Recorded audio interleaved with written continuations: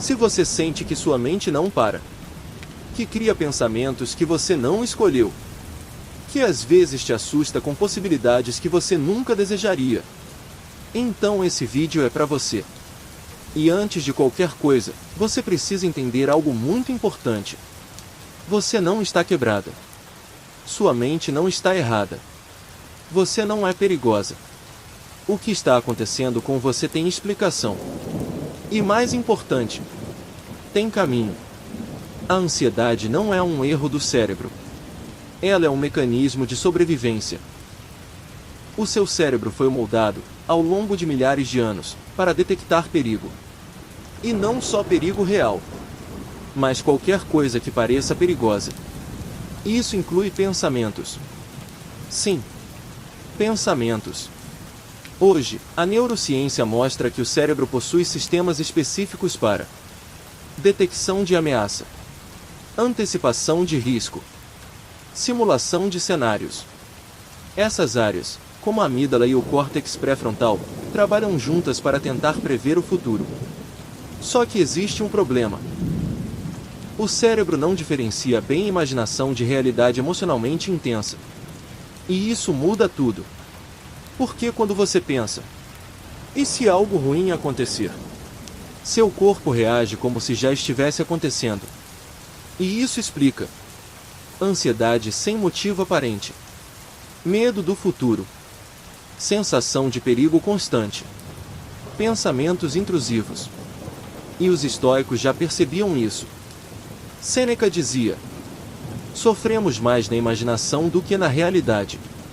E hoje, a ciência confirma isso. Agora que você entendeu o porquê, a gente precisa entender o como. Como a ansiedade se mantém.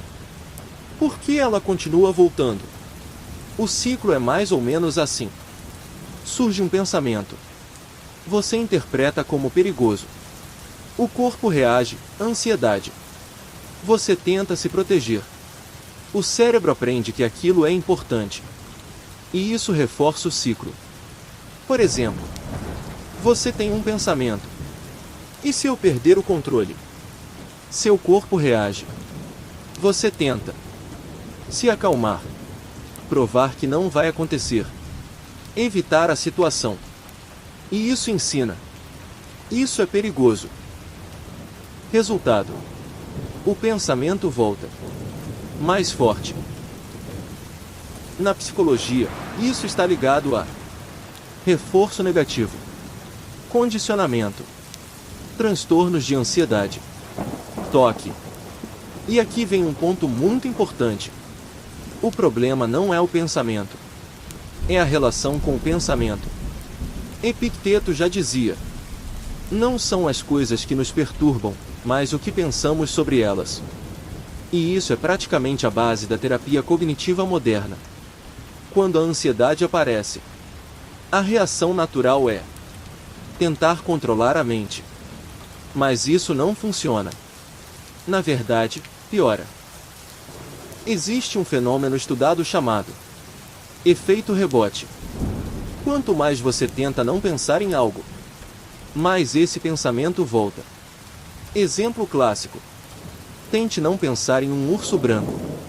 O que acontece? Você pensa. E isso acontece com ansiedade. Quanto mais você tenta eliminar pensamentos, se sentir segura, ter certeza absoluta, mais a mente insiste. Os estoicos não tentavam controlar pensamentos diretamente. Eles mudavam a forma de responder a eles. Marco Aurélio escrevia: você tem poder sobre sua mente. Mas esse poder não era impedir pensamentos. Era não se deixar levar por eles. Aqui está a mudança mais importante de todas. Você não precisa controlar sua mente.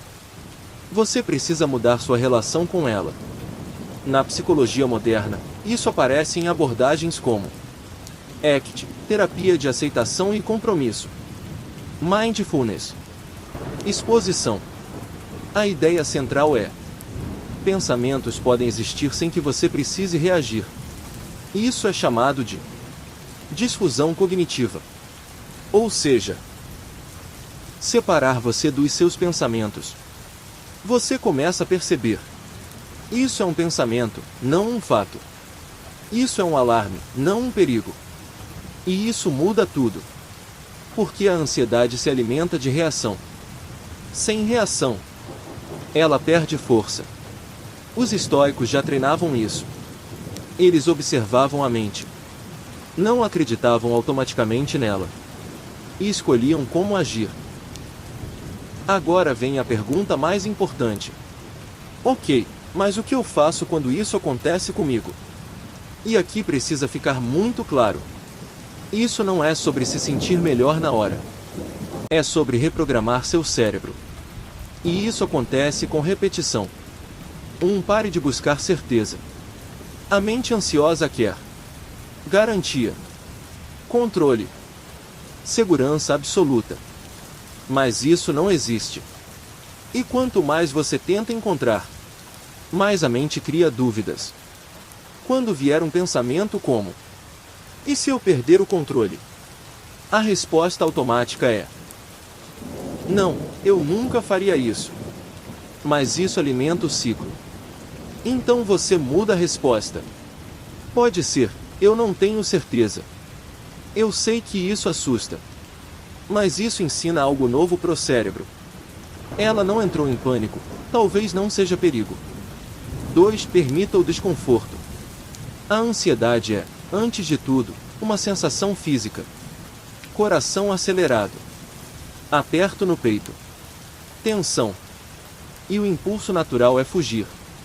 Mas o treino é ficar. Sem tentar controlar. Sem tentar resolver. Isso é o que na psicologia chamamos de exposição interoceptiva. E é extremamente eficaz. 3. Não faça o que a ansiedade pede. A ansiedade sempre vem com instruções. Sai daqui. Confere isso. Se afasta. Garante que está tudo bem. E aqui está o ponto-chave. Você não obedece. Mesmo com medo. Mesmo desconfortável. 4. Continue vivendo. Esse é o mais poderoso de todos. Mesmo com o pensamento. Você continua. Continua sentada. Continua no carro. Continua conversando. Continua com quem você ama. E isso ensina. Não aconteceu nada. Quando vem forte, parece que você vai perder o controle. Mas você não vai. E aqui está o passo a passo. Passo 1. Nomear. Isso é ansiedade. Isso é um alarme falso. Passo 2. Responder ao pensamento. Quando vier: e se eu fizer algo ruim? Você responde. Pode ser: não tenho certeza. Sem discutir. Sem provar. Passo 3. Sentir o corpo. Você deixa o coração bater. O medo subir. O desconforto existir. Sem tentar parar. Passo 4. Não aliviar. Nada de fugir. Checar. Testar. Buscar certeza. Passo 5. Continuar. Mesmo com medo. Você segue. E isso é o que muda o cérebro. Agora vamos para o que sustenta tudo isso no longo prazo. 1. Reduzir estímulo constante. Hoje, vivemos em excesso de celular, informação, comparação, dopamina. Isso mantém o cérebro hiperativado. Os estoicos valorizavam o silêncio. Sêneca criticava a distração constante. Prática. Momentos sem celular. Silêncio. Ficar consigo mesma. 2. Exercício físico. Com base científica. Reduz a ansiedade.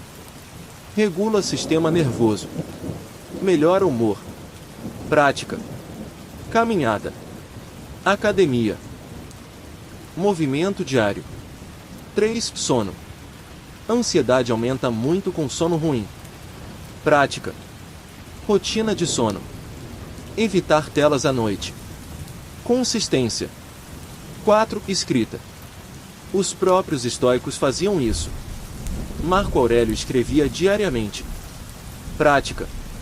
Escrever pensamentos. Externalizar a mente.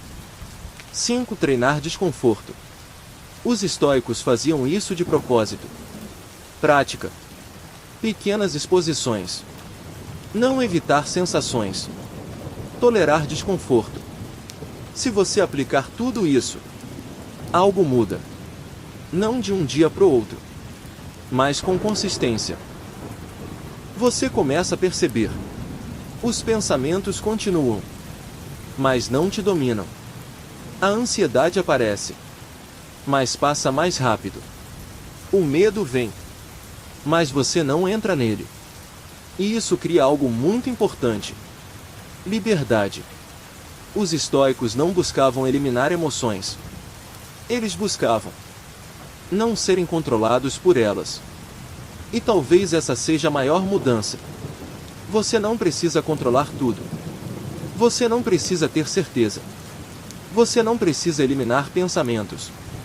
Você só precisa aprender a não reagir automaticamente. Se você está passando por isso agora, se sua mente está te assustando, se você sente medo de si mesma, respira. Você não está quebrada. Você não é perigosa. Você não vai perder o controle. Seu cérebro só aprendeu um padrão. E você está aprendendo outro. E isso muda tudo.